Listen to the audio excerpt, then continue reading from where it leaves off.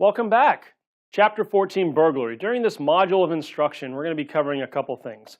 First, we're going to be familiar with the characteristics of different types of burglaries, be able to describe the characteristics of professional and amateur burglars, be knowledgeable about the steps in the burglary investigation checklist, specify actions officers responding to a burglary in progress should take, recognize burglary tools, identify types of evidence to collect in safe burglary cases, explain the laws and methods associated with attacks on ATMs, profile burglaries of cars, recreational vehicles, and trailers, discuss indicators at different types of burglary scenes which may suggest juvenile suspects, and then we'll briefly describe the methods of reducing the risk of residential and commercial burglary.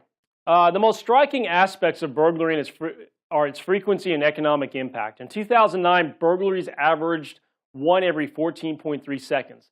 There were an estimated 2.2 million burglaries reported, and although the number reflects a 1.3% decrease compared to 2008, victims suffered an estimated $4.6 billion in lost property. The average loss per burglary was around $2,000.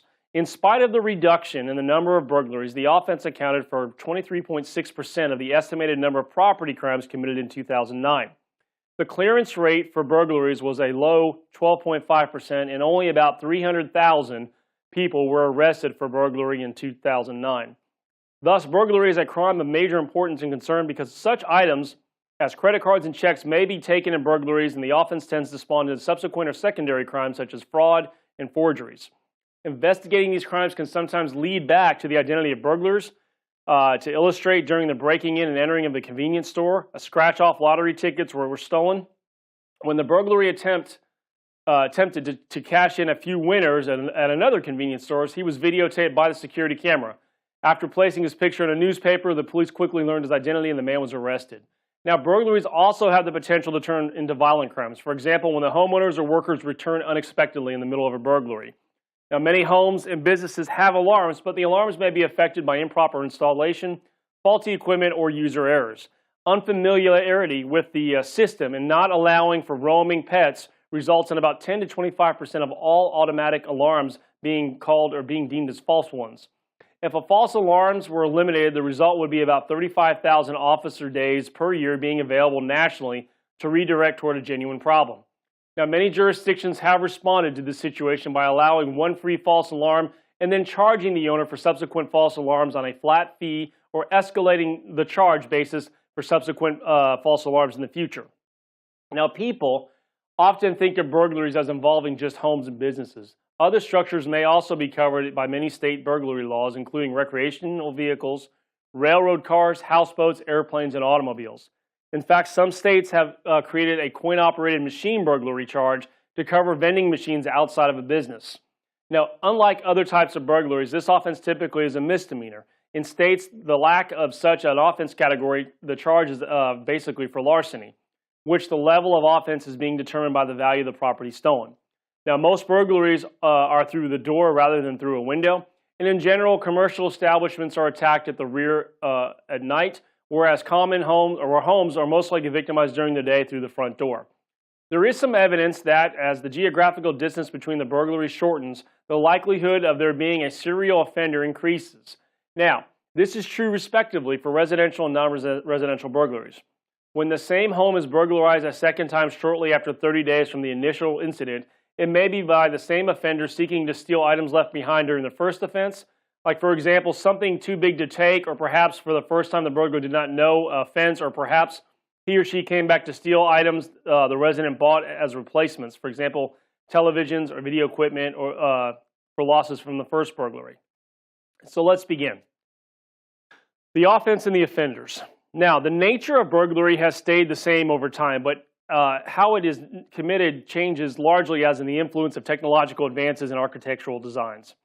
While burglars may be classified according to a number of variables, such preferences for premises to be attacked and type of property that they will or will not take are the most useful classification skill for law enforcement. So we have to basically figure out what is the MO of our burglar, what did they take, why did they leave other stuff behind, and what were they attacking. Now, while many professional burglars commit only a few offenses a year, there are considerable interest to investigators because the large value or cash or property taken and their intimate knowledge of the sophisticated fencing systems is what we're looking for. So which are often detected and therefore investigated only following the apprehension of the professional. Amateur burglars are different. Amateur burglars often operate on the basis of impulse or react to suddenly presented opportunities. There's not a plan, they're not very good at it, and typically 9 out of 10 times they're going to get caught. So the crime of burglary generally consists of the following elements. Number one, breaking into a vehicle or dwelling, entering that facility, absconding or basically running away with items from the dwelling or house or building, ransacking or stealing belongings of another, all with the intent to commit a successful crime. Now, burglary-related offenses are classified as crimes against the habitation, dwelling, or building itself, and therefore no force need to be directed against the person because we're focusing on stealing property and trespassing. Now, approaching the scene is the initial actions. When responding to a burglary in process, uniformed officers should drive rapidly while avoiding excessive noise such as the dramatic but unnecessary use of the siren. In other words, turn off your siren, turn off your lights, get there as quickly and quietly as possible. When dispatched to a burglary in process, the uniformed officer working alone should attempt to coordinate with his or her arrival time and position the backup unit. If a burglary has been committed and the police department has a canine unit, the uniformed officer at the scene should request its presence prior to entering the building. In other words, send the dog in first. They'll find him. Investigative considerations at the scene. We also have to be able to recognize burglary tools.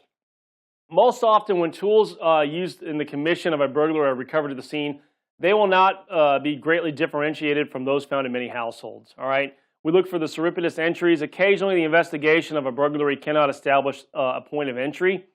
And we have to figure out, do they come in through the front door, the back door? What if the doors are all left unlocked? What if all the windows are open because the house doesn't have air conditioning? What if they just swiped a key out of a car they broke into, then went over to the business, swiped their way in? So we'll look at all those possibilities.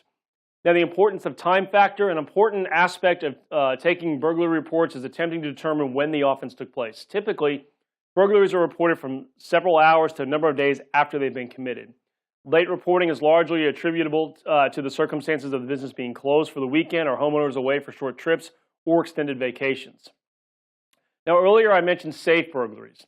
Now, the types of safes that are typically stolen can be anything, but they got to be small, portable, and not too bulky and heavy. So safes can be divided into two distinct classes in this chapter. There's the fire-resistant safe and then the money chest, which is intended to be burglary resistant. The attack methods of safe vary, but the methods covered in this section include the punching, pulling, the peel, the rip, the blasting and drilling, burning, manipulation, and the prying and carrying off of the safe. So these are all different methods. Now, safe burglary evidence. The scenes of safe burglaries are usually rich with physical evidence. Broken parts of screwdrivers, pry bars, drill bits, and other equipment offer the possibility for making a fracture match with the remaining portion of the suspect's possession. What's also on the rise, not just in Texas but across the nation, is what we call ATM attacks. Now, some premises are burglarized simply for the sole purpose of attacking the ATMs inside the building. Illustrations include gas stations, convenience stores, fast food restaurants, and bank and credit union lobbies. The store hosting the standalone ATM, which is often a private venture as opposed to being one in which the bank is operated, may be conventionally burglarized. And then the standalone ATM is physically carried off to a waiting panel truck and a truck with a lift or a pickup or a U-Haul type truck. Now, turning our attention back to burglary just a little bit, we look at residential burglaries. Earlier in this chapter, it was noted that residential burglaries were primarily committed during the day, with the front door being the point of attack. African American homeowners are victimized at a higher rate than any other group. The younger head of the household is more likely that the residence be burglarized. The losses associated with residential burglaries are not intrinsically significant. However, the victims often feel as their privacy has been violated. So moving aside from the house for just a moment to car, RV, and trailer burglaries, in most states, breaking into cars, recreational vehicles, or what we call RVs and trailers constitute a burglary. Typical items include visible change, wallets left in the center console, purses left on the floorboard, cars, CDs, speakers, laptops, cameras, cellular phones. Juveniles and teenagers often do more damage than is necessary when they're in removing the dashboard electronics because they're inexperienced and amateurs. Modest pop-up campers may cost in the $5,000 to $10,000 range, while RVs can top out about around $1.5 million. Now, burglaries at dealerships tend to focus on electronics, and often the damage to the RV is greater than the amount of the property stolen. So, you're a burglar and you're getting all this stuff, what do you do with it? Well, now we're going to talk about the term fencing or receivers. Now, criminal offenses or receivers are persons who knowingly purchase stolen property at a fraction of its cost and then resell it at a considerable profit, but still it's a really good deal price to the consumer. Now, there are numerous types of fences. There's amateur fences, store owner and individuals who often only buy or secure the goods for which they have placed on an order with a thief. Professional fences, occasional opportunistic fences, providers of illicit goods and service types of fences.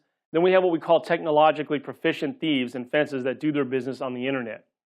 From a policy view, the police know that more than that the receiver markets can be disrupted or eliminated, the greater the likelihood that there will be some reduction in the burglary and other offenses whose profits depend on the availability of these illicit markets.